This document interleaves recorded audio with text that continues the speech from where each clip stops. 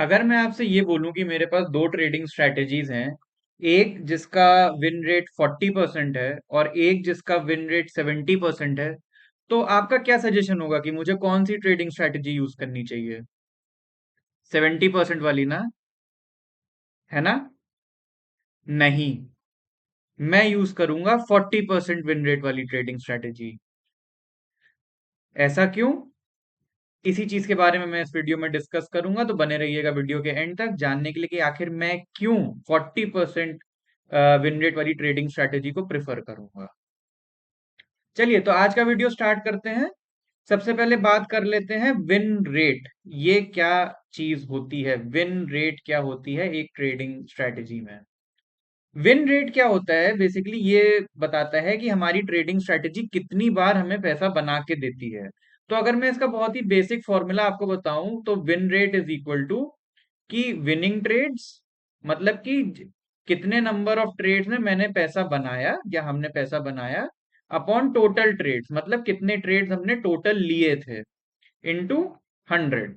तो मान लीजिए कि मेरे पास कोई ट्रेडिंग स्ट्रैटेजी है, उसमें हम लोगों ने देखा कि जब मैं करीब 70 ट्रेड्स में मैंने कुछ पैसा बनाया और मैंने टोटल ट्रेड्स लिए थे 100।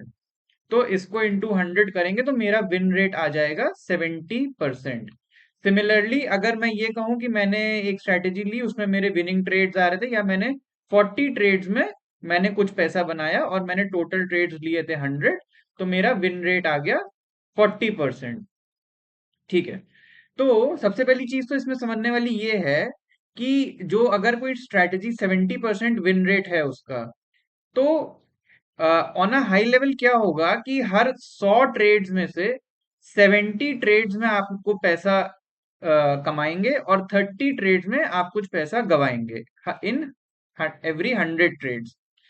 लेकिन इसको अगर हम सैंपल साइज को बहुत छोटा कर दे, मान लीजिए खाली इसमें ये भी तो कहा जा सकता है कि अगर हम 10 ट्रेड लें तो उसमें 7 हमारे प्रॉफिटेबल ट्रेड्स होंगे और 3 हमारे लॉस वाले ट्रेड्स होंगे। पर ऐसा जरूरी नहीं है कि इतने छोटे नंबर पे भी आपको यही चीज मिले।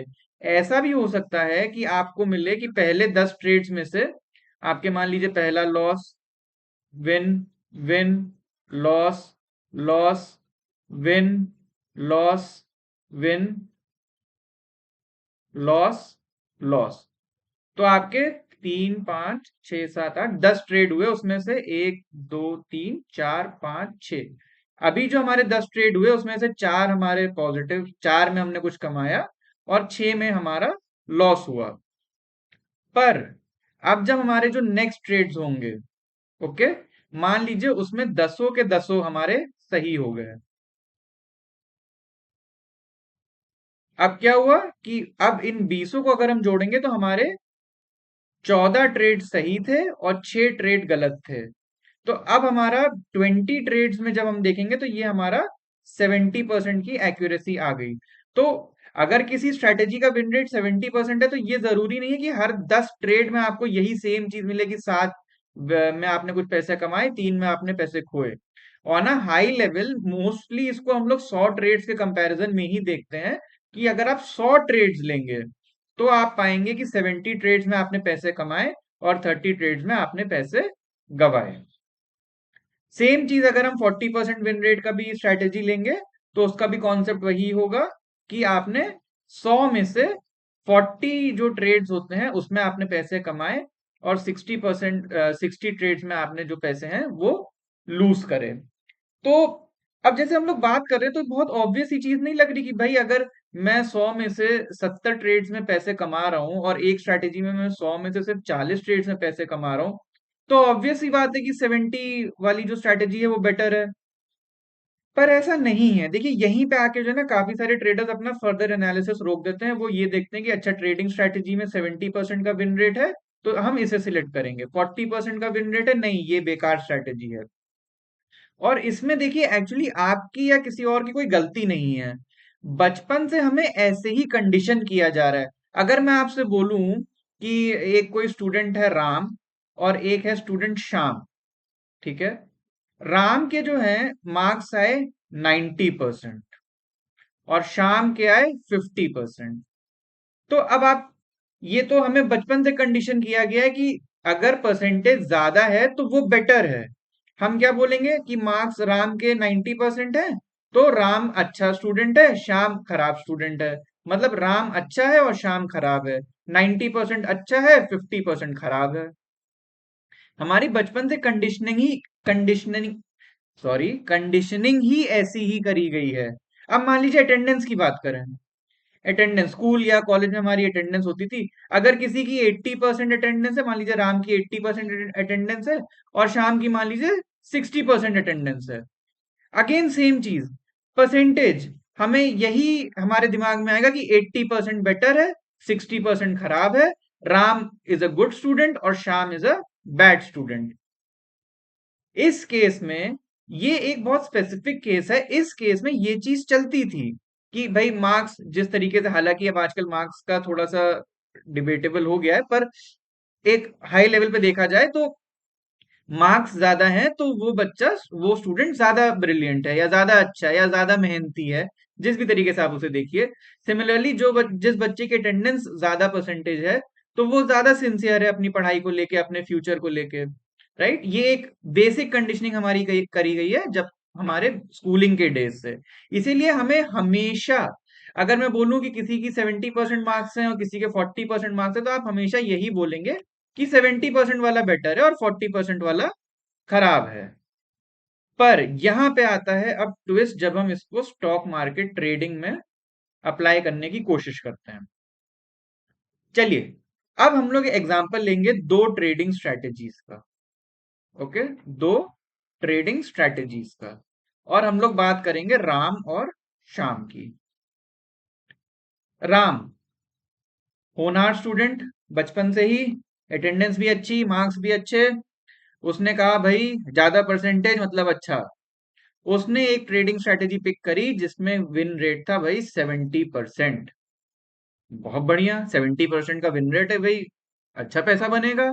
और उसने रिस्क रिवॉर्ड फॉलो किया 1:1।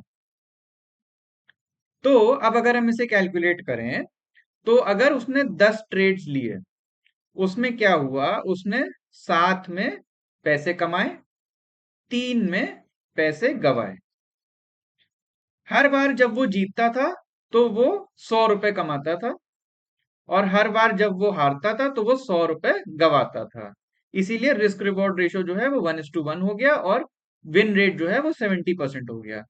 तो जब उसने पैसे कमाए तो उसने कमाए 700 रुपए, और जब उसने पैसे हारे 3 ट्रेड में तो उसने गवाए 300 रुपए। तो उसने नेट नेट बनाए 400 रुपए। इसमें हम ब्रोकरेज को कंसिडर नहीं कर रहे हैं, आप ब्रोकरेज को भी कंसिडर कर सकते हैं, पर for the sake of easiness of calculations and clarity हम लोग ब्रोकरेज को फिलहाल नेग्लिजिबल मान लेते हैं कि ब्रोकरेज और टैक्सेस नहीं लगते हैं, फॉर एग्जाम्पल। ठीक, अब आते हैं भाई हमारे श्याम। इन्होंने भैया स्कूल में भी बहुत ज्यादा पढ़ाई नहीं करी, इनके परसेंटेज में मार्क्स कम ही आते थे, अटेंडेंस भी इनकी बहुत ज्यादा सही रहती नहीं थी।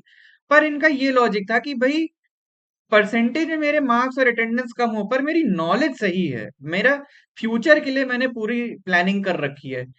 इनको मिली एक ट्रेडिंग स्ट्रेटेजी जो कि थी 40% विन रेट की। इन्होंने कहा मैं तो इसी को फॉलो करूंगा, और इसमें इन्होंने फॉलो, इनका आरआर था 1:3 का। इसका मतलब कि जब ये 10 ट्रेड्स लेते थे तो ये 4 में पैसे बनाते थे और ये 6 में पैसे हारते थे। जब जब ये जीतते थे या ट्रेड में पैसे बनाते थे तो ये बनाते थे 300 रुपए पर ट्रेड, और जब ये हारते थे तो ये लूज करते थे 100 रुपए पर ट्रेड। अब इन्होंने क्या किया, इन्होंने जब जब पैसे कमाए तो इन्होंने कमाए 4×300, मतलब 1200 रुपए इन्होंने कमाए जब इनके ट्रेड सही होते थे। और जब इनके ट्रेड्स गलत होते थे तो इन्होंने टोटल 600 रुपए गवाए। तो क्या नेट आया इनका, इनका आया 600 रुपए। तो 10 ट्रेड के बाद अब आप ये क्या देख रहे हैं, राम ने कमाए 400 रुपए और श्याम ने कमाए 600 रुपए। जबकि राम की ट्रेडिंग स्ट्रेटेजी की एक्यूरेसी थी 70% और श्याम की थी खाली 40%। ये क्या झोल झाल है। यही तो फर्क है ट्रेडिंग में। आपको अपने जो बचपन के कुछ कंडीशनिंग है उसको रीराइट करना पड़ेगा, जो हमारे कुछ बिलीफ सिस्टम्स है उनको चेंज करना पड़ता है ताकि आप ट्रेडिंग में सक्सेसफुल हो सकें। हमेशा बस ये मान लेने से कि हायर परसेंटेज बेटर है नहीं काम चलेगा। आपको पूरी पिक्चर को समझना पड़ेगा कि खाली विन रेट का गेम नहीं है, इसमें विन रेट और रिस्क रिवॉर्ड को मिला के गेम होता है। राम ने ये चीज कम समझी और श्याम ने ये चीज ज्यादा समझी, तो इसीलिए श्याम ट्रेडिंग में ज्यादा पैसे बना पा रहा है। तो आज के लिए वीडियो में इतना ही रखेंगे।